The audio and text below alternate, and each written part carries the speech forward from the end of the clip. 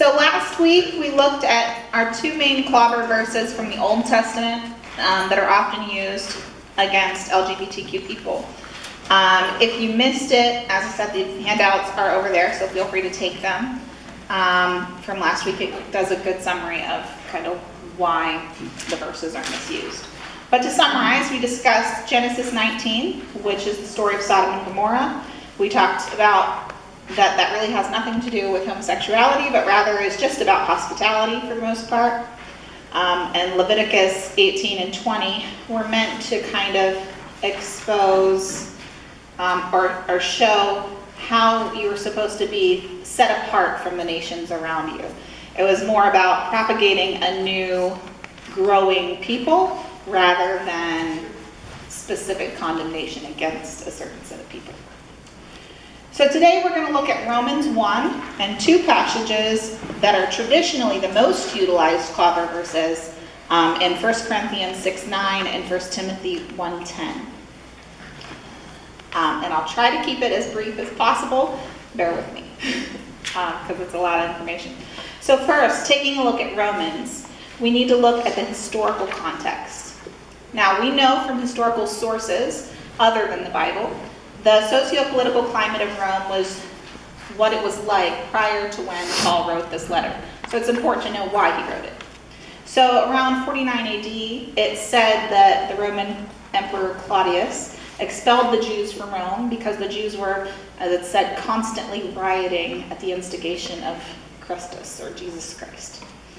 So between 49 AD and 54, when Claudius actually died, the Jewish people, including Jewish Christians, were expelled from the city. Prior to that, the churches would have been mixed together, the Jewish and the Gentile Christians. But for that 5-year period, the Christian churches were only Gentiles. And so they started to kind of do things their own way, a little bit. So without their Jewish members, the churches changed. So when the edict ended after Claudius's death and the Jewish Christians returned, they were a little upset about the state of their churches, right? So, with that regard, Paul is writing to try and unify the Christian church because of this ethnic barrier. So, part of his letter in Romans explains his theological justification that the kingdom of God is open to both Jews and to Gentiles, which is in chapters 1 through 6, or 1:16. Romans 12:5, we then see repeated admonishments not to judge one another and rather to live in harmony. The author of the book Unclobbered, which is this series is sort of based off of, Colby Martin, stops first to let us know that the 15 verses in Romans that make up the clobber section have been thought by scholars to not even maybe be written by Paul. At least they may not be original to him, because the composition and word choice and the flow of the Greek usage are not really Pauline. They don't compare to the rest of his work. They're a little bit different. He says it wasn't uncommon for Paul to drop a well-known quote or idea that wasn't original to himself into his letters. He assumed that his audience would recognize them. He's writing to a certain people, and he's using their knowledge to help kind of pass along his ideas. We see this in Titus, we see it in Acts. So it's possible then that Paul inserts this self-contained argument that outlines the plight of the pagans, as we'll see, from outside sources. If he didn't write it himself, does that change the content? And did Paul agree with the argument? So, let's look at the verse. Paul briefly introduces an understanding of the gospel in Romans 1:16 through 17. So we may have heard this probably before. For I am not ashamed of the gospel, for it is the power of God for salvation to everyone who believes, to the Jew first and also to the Greek.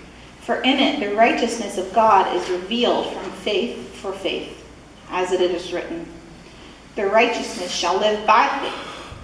This affirms that he believes that salvation is for everyone, both Jew and Greek. And then we get to the clobber verses. For the wrath of God is revealed from heaven against the ungodliness, the unrighteousness of man, who by their unrighteousness suppress the truth. For what can be known about God is plain to them, because God has shown it to them. So they know the truth, but they are suppressing it. The next 13 verses discuss how the people knew God but did not honor God.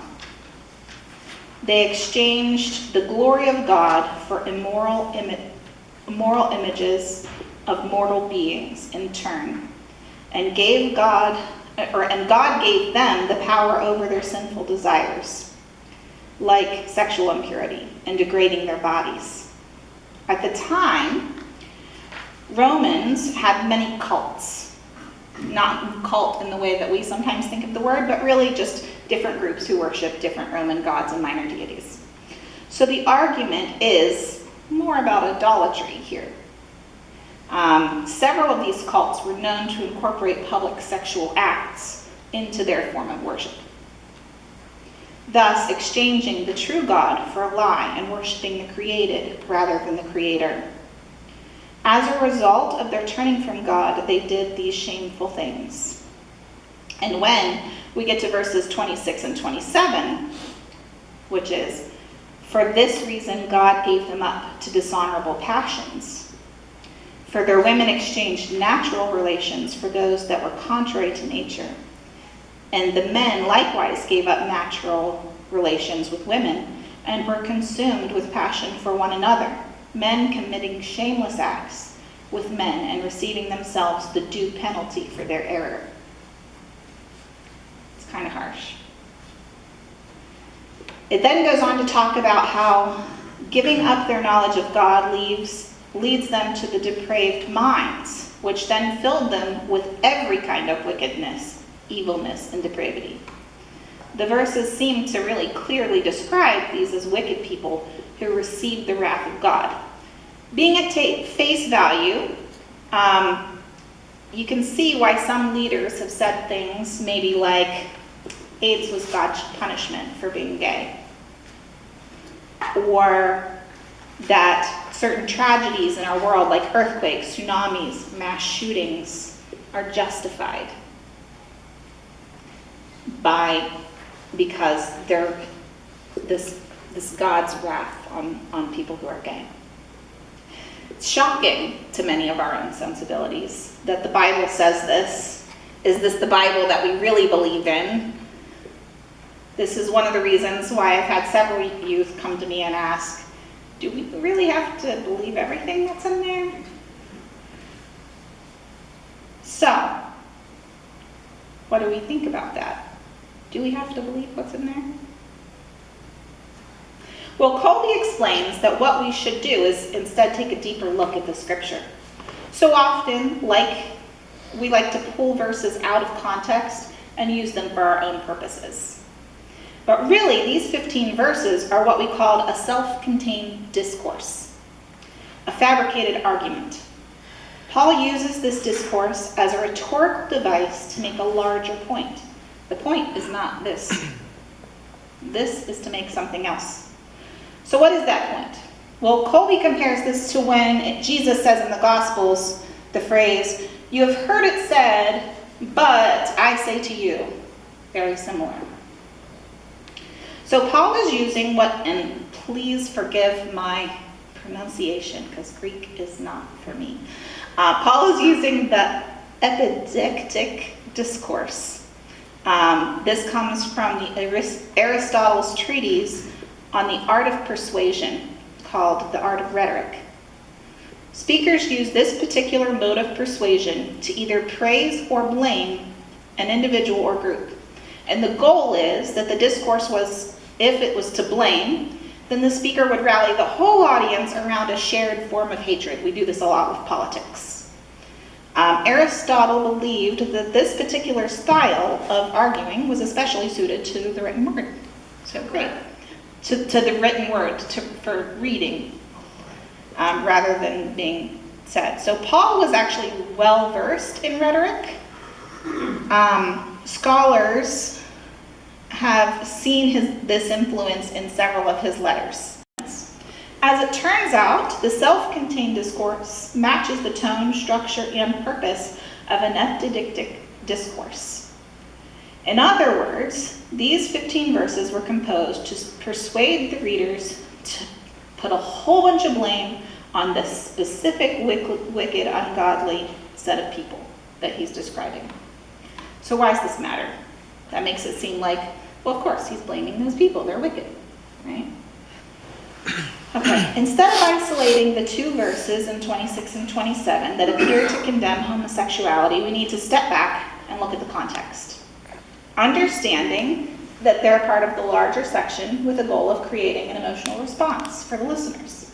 So this was also done and found in the pages of the writings of the Wisdom of Solomon. The Wisdom of Solomon was a well-known, widely circulated book written within Judaism. Sometime between the 2nd century BC and 40 AD, they don't really know. The goal of that book, sometimes just called Wisdom, is partly to strengthen a divide between the Jews and the Gentiles. Of course, Paul's trying to not divide them, he's trying to bring them together. To remind the Jewish people that God was for them and against the pagan nations. That's what Wisdom was about. The key points tend to lay out to this particular plot line of depravity among the Gentiles. Something like this. Gentiles fail to know God, so they turn to idolatry, engage in immorality, and then receive their due punishment. So there you go. That's what it lines out. So the tone, language, and arguments within Romans 1, 18 through 32 is nearly identical to Wisdom. So the Jews would have all known this at this time. Also kind of, again, shows why it wasn't maybe his own writing. So Paul echoes Wisdom to evoke these prejudices in the Jewish Christians in Rome. But why? Why do you bring up something that divides them when you're trying to put them together? This is why it's important to keep reading and not just pull things out.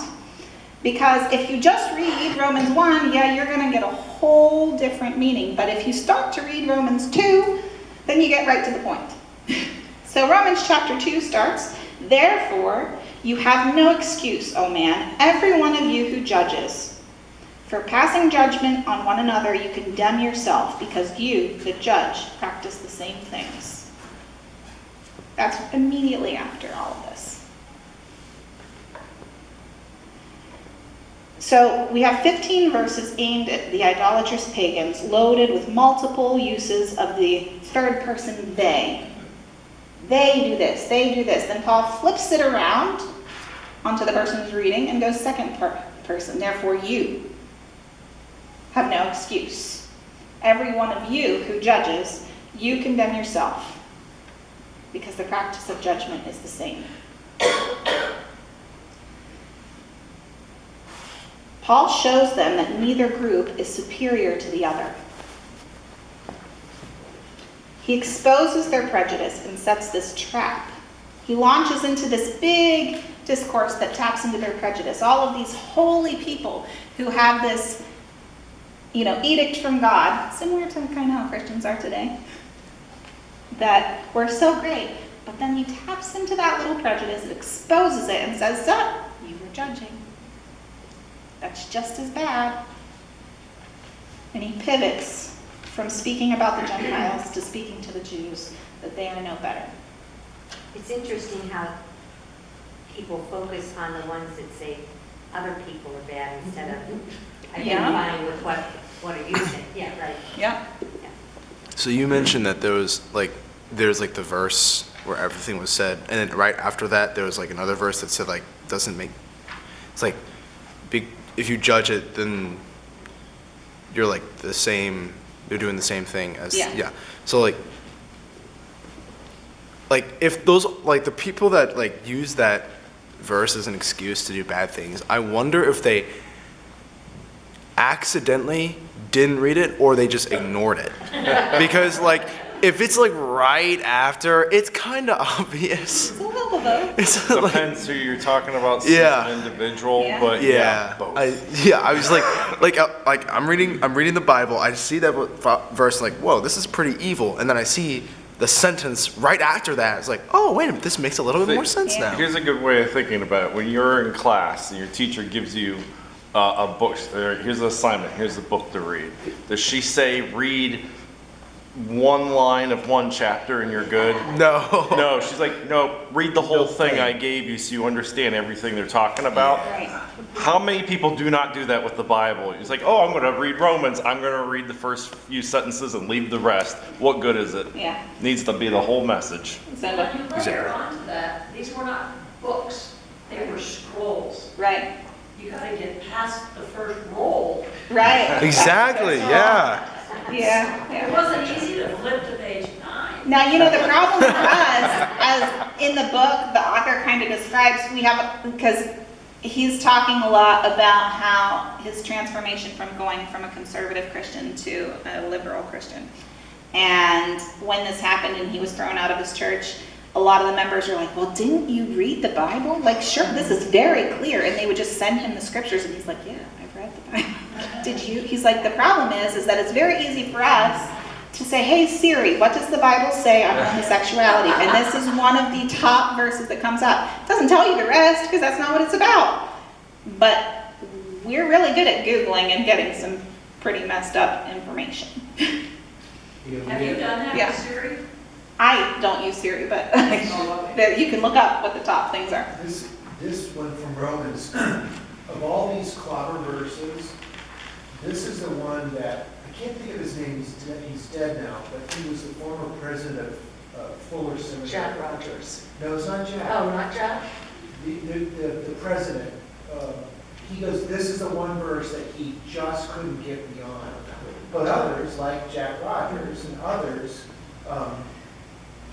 came to say, you know, Paul was just wrong.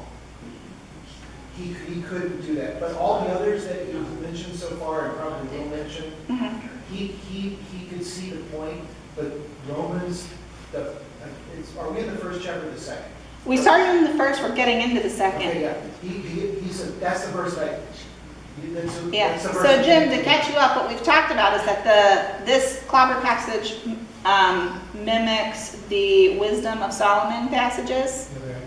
and that they are an argument to rally up discourse against a particular person, that we're trying to decide if Paul actually agreed with this passage or he's using it as a device. Exactly. He fell on the side of, no, this is ex cathedra, this is the wisdom of God, where the rest of us can say, maybe that's not what's going on, or maybe you're just wrong. I'm Yeah. okay with saying Paul's wrong. Yeah, but I don't think, what the author's trying to say is that Paul didn't think it was right. He's Yeah. using it to condemn everybody, to say, okay, you all believe in this, but if you believe in this, then you are just as bad as them.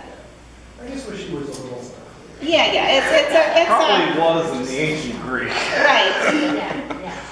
Yeah, so it can be tricky if you don't go on to that next little immediate shift. So, let's see if I can find my place. The author, Calvin Porter, puts it like this. The shift to direct address from they to the second person singular you, along with this coordinating conjunction, therefore indicates that the reader who agrees is responsible for this discourse, not Paul. It's the readers who this is their argument. In other words, if you are like the Jewish Christians of the time and you believed in the argument of 1:1832, if you believe that homosexuality is wrong in the way that they're saying it, Paul is judging you as the source of the problem because you are judging and condemning yourself. So, this discourse suggests that God's wrath then is revealed now against the ungodliness. But Paul actually refutes that. So he says these things and then he refutes it. So in 1:18 he says, God will punish those, but then in 2:12 chapters 2, 5 through 6, he says, God's wrath and judgment are yet to come. That's not what it is. God will judge later. The discourse says God has a specific judgment towards Gentile people. But then Paul later in 2:9 says God shows no partiality. Why are they so harshly judged? Your sin is also judged harshly. In the discourse in chapter 1, he says God gives these people up. He gives up on them, gives them over to wickedness and to death. But in chapters 4, verse 17, Paul says God gives life to the dead and calls into existence the things that do not exist. So he's kind of reversing everything we said in those clever passages and undoing it. So when we step back and consider the clobber passage, that it resides in this separate little conversation within, then we can't really say for certainty that Paul's words about that are actually his beliefs, those few verses. Instead, we can say that they actually reflect a larger attitude of the first century Jewish people against the pagan Gentiles, who they're kind of mad at because they took their spot. But also that Paul called the judgment of the Jews against the Gentiles nasty, and was adamantly against that and saying that it didn't reflect the truth of God. So the question remains, does this self-contained little argument, fashioned after the Jewish prejudice found in the wisdom of Solomon, reflect Paul's personal convictions? We can't discover that from that. You have to keep going. So verses 26 and 27, it says it's not a blanket condemnation of all homosexuality, nor do we see that it condemns any and all same-sex acts, really. It's not really about that. Colby looks at 3 parts of the verse to discuss this. So, there are the phrases, dishonorable passions, contrary to nature, and shameless acts. These are these harsh words that are used against this. So first, from verse 26, God gave them over to dishonorable passions. The word translated as dishonorable in the ESV is degrading. In the CEV and NRSV, which are different translations, the Greek is the word atimia, which other translations take to mean something more evil and vile. But if something that was atimia, it was not so much about being morally reprehensible, but more about being culturally shameful. It was bringing dishonor to a person and family, and additionally, it was used in the court of law as something deemed atimia was of no value or of no worth. It was a violation of cultural custom. Similar to how last week we talked about tova, atimia has a kind of similar feel. It's more about culture, less about morality. And again, they're trying to kind of keep their nation going. If sexuality is, and we'll get into this in a minute, is not about procreation, then it has no purpose in this context. So that kind of fits the atimia. Paul also said to the church in Corinth, does not even nature teach you that if a man wears long hair, it is a disgrace? Disgrace being atimia for him. Having long hair was not and is not morally reprehensible. It's not evil, it's not vile. But in that culture, it was seen as dishonorable, an act against the violation of custom in the same sense. So in Paul's discourse describing Gentiles, if they were acting against Jewish culture, similar to tova, he uses the term instead atimia, dishonorable or shameful. The author compares this to how America might consider it shameful to burn the American flag. You know, some might consider it vile and evil, some might consider it an act of protest. But it's atimia, it's not quite morally, it's morally subjective. So next, verse 27, We've got the men were consumed with a passion for one another, men committing shameless acts with men. The word translated as shameless in many translations is Greek for, again, my Greek is terrible, ashemusane, if anyone can pronounce this better, please let me know, and describes the behavior as unseemly or indecent. The situation being described is men being overtaken by their passions and engaging in same-sex acts that were possibly performed in public spaces in conjunction with this temple idolatry. But those would have been unseemly and indecent even if they were heterosexual. You still don't do it in public. You still don't do it worshiping another god.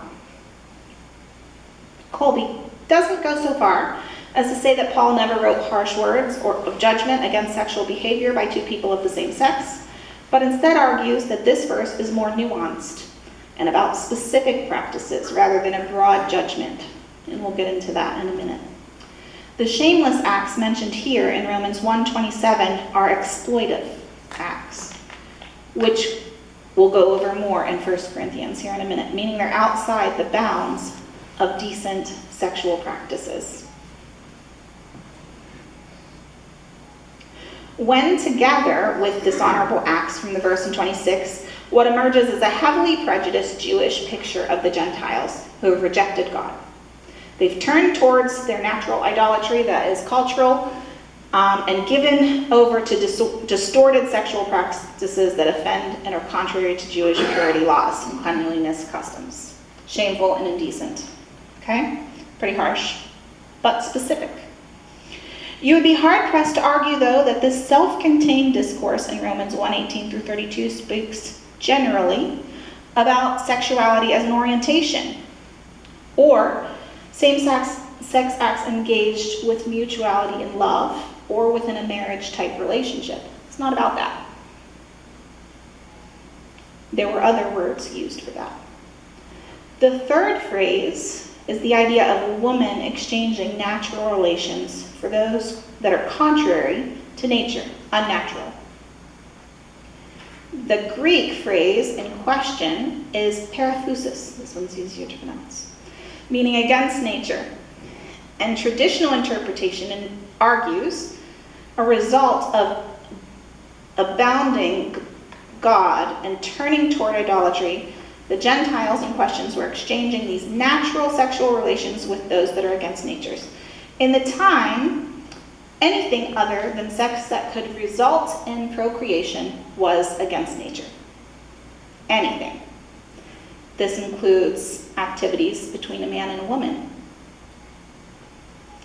This includes activities within a married male and woman. As a result of its unnaturalness, though, it's inherently sinful in this context.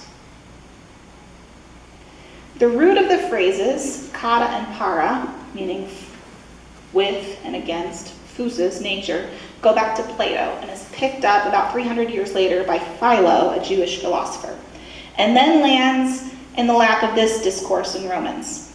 The thread constitutes that kata and para, phusis, is consistent, meaning sexual intercourse between man and a woman is according to nature if and only if it is for procreative purposes. It wasn't about morality. And we'll see why in a moment.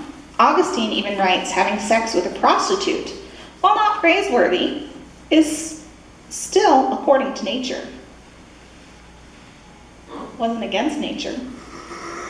But he said, if one has relations with one's wife in a body part which is not for begetting children, then this is against nature and indecent. Happy Valentine's Day.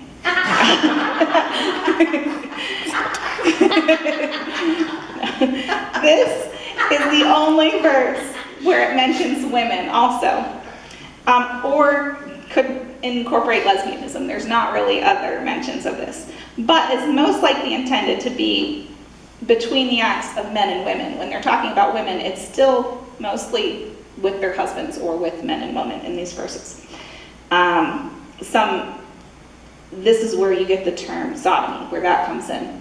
That can happen with men and women also. So then, as verse 27 begins, likewise, the argument continues that the man who forsook natural use of women committed another word, this one's hard, the ashumusune, the shameless act here, we get again. So, I can tell you that there are many people in this day and age who would happily engage in acts that are not according to nature with either themselves or with members of the opposite sex, and then go out and condemn homosexuality. Know lots of people who have done those. They don't get what that really means. So the argument doesn't hold with today's taboos, because a lot of those taboos are not quite as uncommon. Do any of those arguments about, it all has to lead towards pregnancy, are any of those arguments used to be against birth control?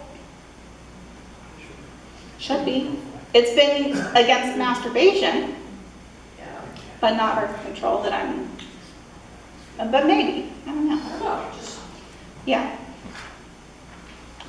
just keep making those babies. right, exactly. And that's why in Catholicism, having children is one of the sacraments, I believe. Like, this is a holy purpose. At least that's what I was taught in my Catholic class. Having children is what? It's a sacrament, similar to marriage. It's something God-given, where you experience this relationship. Which that gets you into some trouble if you can't have children. Or if you're a priest and don't. So, what can we say then? Is that men having sex with men, whether it's oral, anal, whatever, is seen as contrary to the nature and ancient Jewish perspective. No other real judgment other than that. It's just what it says. But the author says that we must separate cultural taboo from morality or sinfulness. And here's why. We get tripped up in Romans 11. If we insist that parathusis against nature describes inherently immoral behavior, then we get in a lot of trouble when Paul closes his theological argument with the full inclusion of Gentiles in the family of God. Because what he says is that God grafted them to an olive tree. The olive tree is Israel and the branches of God. And he grafts in the Gentiles. And the word that Paul says is he grafts them in parathusis, against nature. Grafts them what? He grafts them in parathusis, against nature. It's not how it naturally grows. He adds them in, contrary to nature. Kind of hard to say that God acts in an evil and wicked way. So there we have it. Not quite as clear as it seems when you're really looking at the words. But how would we know that? Because our English language doesn't really tell us that, and we don't have all of this context behind unless you've studied the Greek, which, not many of us have. All right, so let's look quickly, because I know that we are running behind on time, and I apologize for this, at 1 Corinthians 6:9 and 1 Timothy 10. They're kind of shorter verses. They seem to be very clear, so let's see how clear they actually are. So first we're going to ask the question, is heterosexuality a sin? What do you think? Hetero? You got the response that I wanted. Yeah, everyone asks, is homosexuality a sin? Well, no, whatever. Is heterosexuality a sin? So the author asks this too, and he says, okay, let's go ahead and answer. Is premarital sex a sin? Raise your hand if you think so, yes. Well, homosexuality is a sin. Having sex before marriage, that's a sin. Okay. Is a person married to a straight woman that has an affair with a man, is that a sin? Okay. Is someone who visited a strip club, is that a sin? Oh, yes. What if they slept with a prostitute? Is that a sin? If a man has sex with his wife, is that a sin? Okay, so sometimes heterosexuality can be a sin, sometimes it's not. Why do we limit homosexuality to an all-encompassing Yes or no? Sometimes it is wrong, sometimes it's not. It's more nuanced. So these two words, they're of course words that suffer some mistranslation here too. In 1 Corinthians 6:9 and 1 Timothy 1:10, we have this word malakoi and this word arsenokotai. Now, let's read the verses and see what it says. It says, "Or do you not know that the unrighteous will not inherit the kingdom of God? Do not be deceived. Neither fornicators, nor idolaters, nor adulterers, nor the effeminate, the malakoi, nor the homosexuals, the arsenokotai, nor thieves, nor the covetous, nor drunkards, nor the revilers, nor swindlers will inherit the kingdom of God. Such were some of you, but you were washed and you were sanctified, but you were justified in the name of the Lord Jesus Christ and the Spirit of God." Again, seems kind of clear, but let's see how we go. We're going to look at 1 Timothy 1-8 now.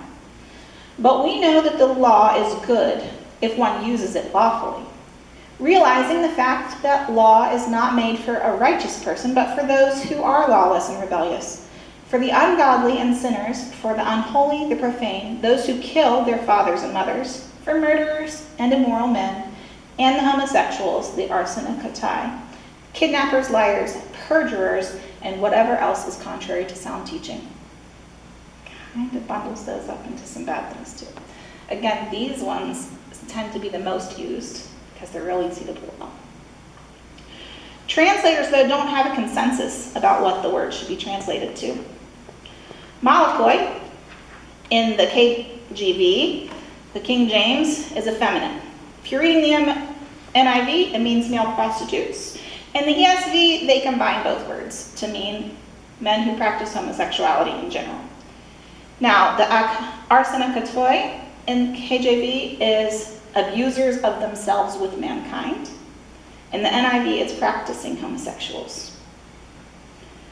So depending on what Bible you read at what point in time, if you are a questioning person, if you have the thoughts of homosexuality, you could be condemned.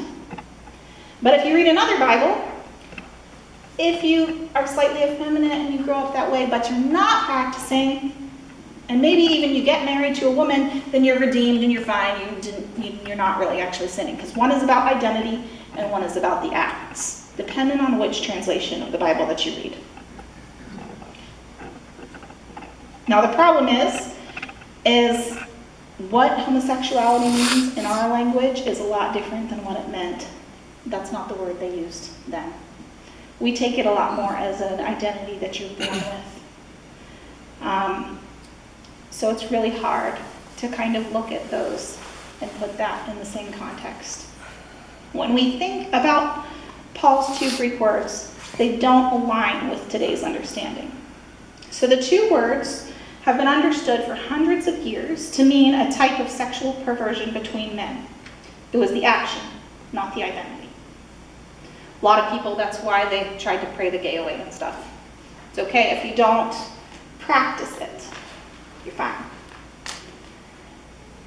That's really hard to do if you're born that way, though. In 1 Corinthians 5:7, it shows the clobber passage. This is where the clobber passage sits. It's a similar argument to Romans. Paul begins by discussing what is and is not appropriate conduct.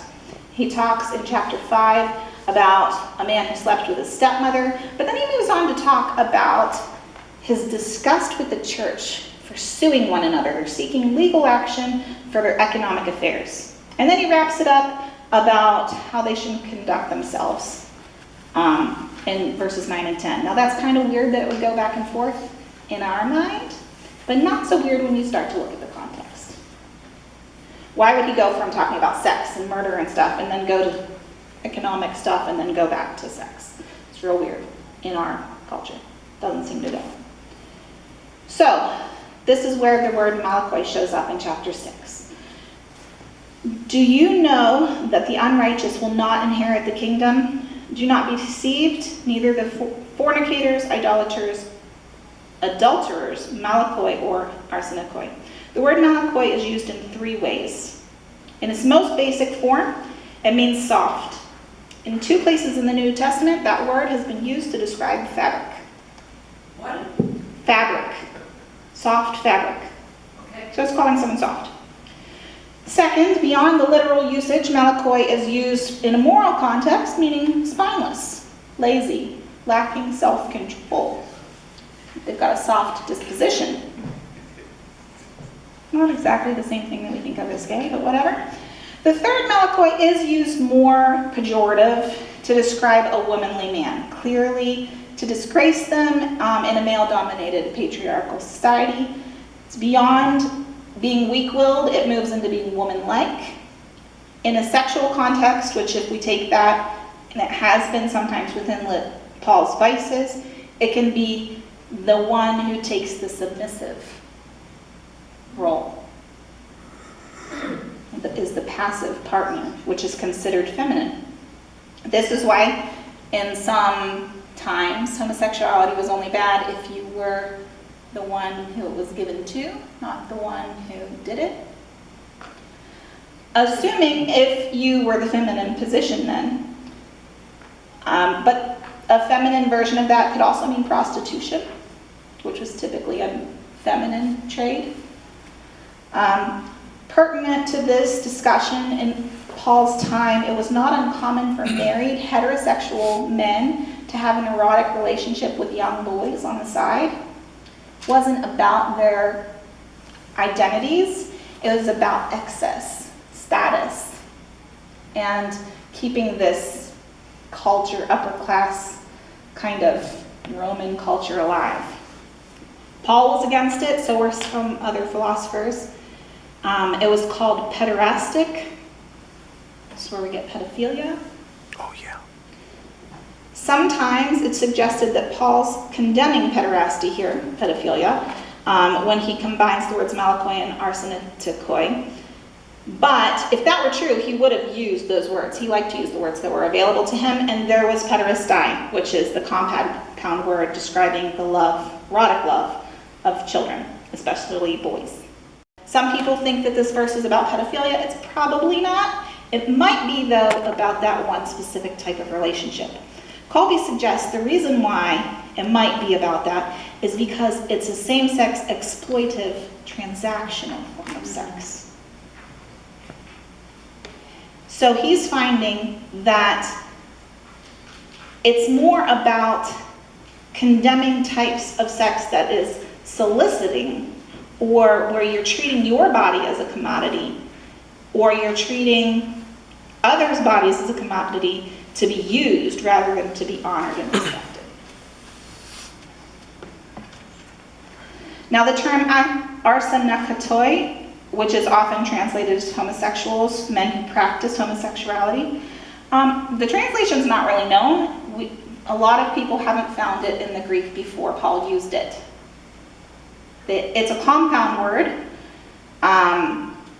from meaning men and meaning bed.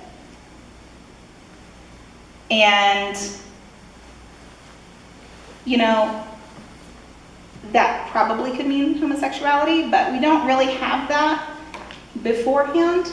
We do have some translations of it afterwards, though. So Paul invented that word? They think that he might have invented that word. Yeah. So scholars don't know what it meant before, but when it's found in contexts after Paul, there's no mention sometimes even of sexual activity. It's meant to address economic and exploitive concerns. This is one reason why you think that it's with Timothy's list of enslavers, liars, and perjurers. Instead of condemning homosexuality, Colby believes that Paul's final 2 passages lay a groundwork for creating healthy sexual boundaries for all people. Paul was speaking out against keeping boys as sex slaves, engaging in prostitution, participating in pagan idol worship.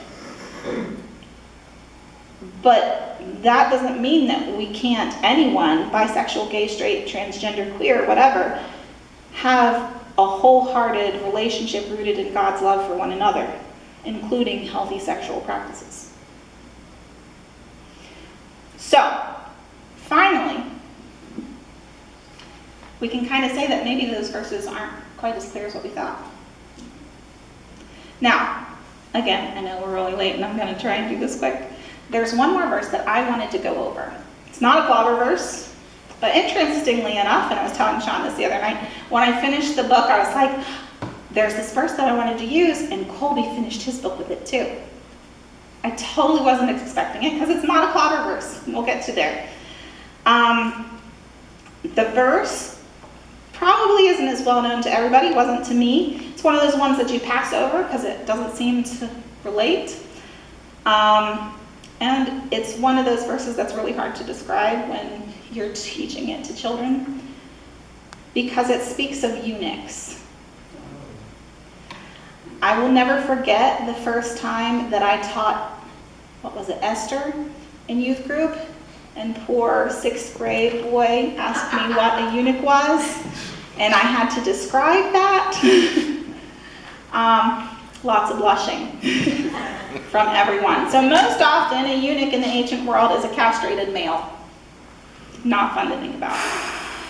This meant that they could work in the royal palace, not be a threat to princesses and queens, or to the king's harem. However, less commonly known, and this is one thing that I didn't realize for a long time until the other year, the Hebrew word saris, often translates as eunuch, is far broader.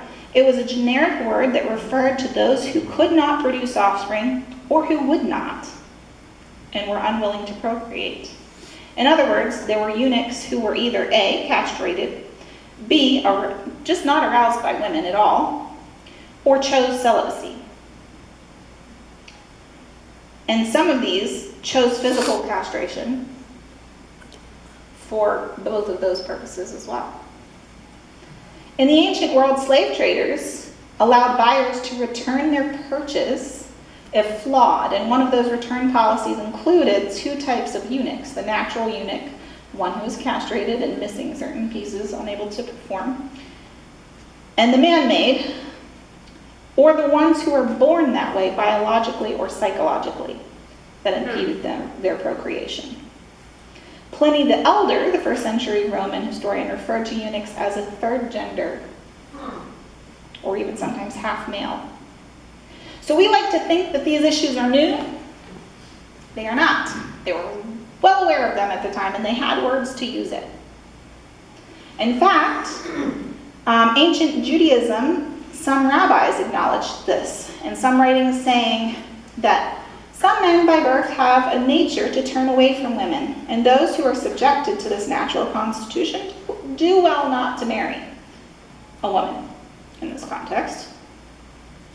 In the 4th century, Christian theologian Gregory of Nazianzus, it's hard to pronounce, warned natural eunuchs, don't act proud of your restraint with women. It's not because you're restraining yourself in any way. You're not acting pure out of the good, it's just because it's easy for you. It's not something you're interested in. No pride to be taken in that. So, this all tells us that Paul, if he had intended to make a blanket condemnation of men who were not attracted to women, who chose not to do that, he had language to do that. He had language to say that these people are abhorrent, and he did not use those words. In fact, the verse that I wanted to go to that alerted me to this is in Matthew 19. Jesus was engaged in dialogue with the Pharisees about divorce and remarriage. And after his disciples moaned about the difficulties of Jesus' teachings, you can't have affairs, you can't remarry, you can't do all of these things, they say, well, if that's the case, it's better not even to marry. To which Jesus responds, not everyone can accept this word. It's only to that whom it's been given. It's only to those who are married. This is who it's for. And there are eunuchs who have been made eunuchs by others. And there are those who choose to live like eunuchs for the sake of the kingdom of heaven. And there are eunuchs who are born that way. The one who can accept this should accept it. The ones who are married can accept it. Everyone else, this isn't for you. This particular argument. So Jesus knew about these people. What did he say about them? Did he condemn them? No. No. Not once. He essentially said, just let them be. He said the rules of marriage and all of that stuff that we're talking about, it's not the same. It's not for them. I'm not talking about that. Yeah. So, why do we try to make him do that when he never said it? Finally, in Acts 8, the full barrier is shattered. Do you remember Philip speaking to the eunuch in Ethiopia? It doesn't tell us what kind of eunuch. It doesn't say if he was man-made, if he was natural born, if it was for religious purposes or by choice. But he was included in God's kingdom. This third sex was baptized with 0 words of condemnation. 0. So why do we try so hard to say that the Bible condemns these people? If we're really living the what would Jesus do lifestyle, then what did Jesus do? Nothing. Nothing. When it came to sexual matters, he stood by the woman who was going to be stoned and said, "There's no one worthy of your judgment, and I will not judge you either." The same. He did not judge either. So does this help us out a little bit about some of these very difficult verses? Does anyone have any questions? Generations. Right? Thank you. I just think Jesus is way more open-minded than Paul. That's all I still give Paul more credit than you do, but... You do, but wait till you get to be 63, you'll change it. I just wanted to add that this is not the first book where someone has set out to sort of prove one thing and come out on the other side. Yeah. When I mentioned Jack Rogers in error earlier, because he was not president, but at the time was faculty, he was a Presbyterian pastor who did a similar thing to what Colby did, and in the process of studying scriptures came out in a complete reversal, saying there was no way, after all the study he had done, that he could condemn LGBTQIA people, which got him in a lot of trouble within our denomination, because a lot of the folks who were, this was prior to gay ordination, when the church was still really battling that out, GA after GA, and a lot of the people who had been his people in the church completely ostracized him, demonized him, because he was no longer willing to condemn. At that point, the language we were mostly using was gays and lesbians within the church. Yeah. So you can find this over the generations. Yeah. That it's through the study of the scripture that people completely come out on the other end of where they may have started. I think it's really, it says a lot about us. First of all, why do we why is there such a deep hold for society about these things, first of all? Out of everything that God said, everything that Jesus said, why do we pick this to live and die on, kind of? And secondly, one of the reasons maybe that we hold on to it is because we know we don't know. Because we didn't read it that deeply. Most people don't. And when we admit that, then it leads us to question some other things about ourselves, our commitment to our belief, and our understanding of all of it. If we can't look at it simple, straightforward, what the English version says to us, do we really know any of it? I'm going to let you go first. And then... Yeah, okay. The entire thing that has just been going on through my mind when I was hearing you say this, and this was like also during the first part of this too, I was like, for me, I don't know if this is for any of you, but like my brain gets like activated when when somebody says something bad. Like when there's something bad that happens, my brain's like, whoa, what's this? Like, what's going on? Like this is not good. We need to fix this or something. But like when there's something good, it's like, oh, it's good. Just Yeah. let it go. So, or if something's different, then it brings a lot of attention. Yeah. Brings a lot of attention. So I think for like maybe one of the main reasons why people are using these like verses to do to make excuses to do certain evil practices towards LGBTQ plus people is because they know that if they say the verses without the context, everybody who is like with them and can hear them will be like, oh, that's bad. And I agree with you, that's bad. We need to fix this. Yeah. So Likewise, too, I think a lot of times we hear something bad and it's headlines. So we read Paul's small little article, his little blurb about how bad it is, and we don't go on to the point of it because that was the headline and we didn't bother to read the article. Emotionally caught up before we ever figured out what it was really about. We have a bad habit of that. You had a question. Well, I was going to say, first of all, who are we to judge others? Amen. We need to be responsible for ourselves.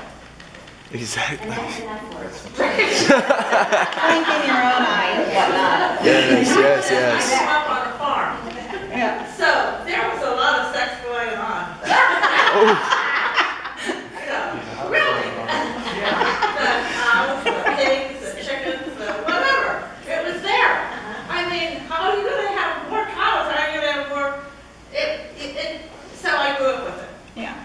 Well, and growing up on a farm, you probably know that against nature versus nature Right. is not what they're talking about because there's plenty, and there are books written on how homosexuality is found in nature. I get that. Yeah.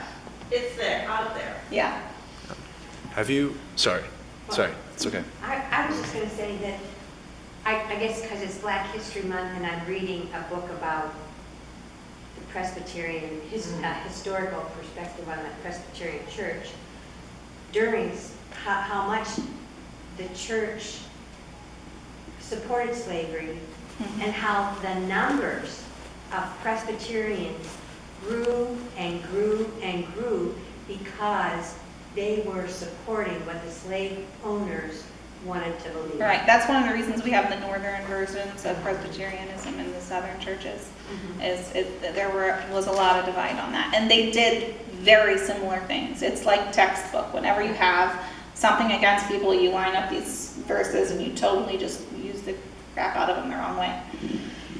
Can't we put the blame a little bit on the Catholic Church, who for 1,000 years in an illiterate world could read speech what they want, and people just had to believe what it said, and it's taking time to study the Bible outside of in a literate society now. Yeah. And we can question what the early church for 1,000 years was promulgating.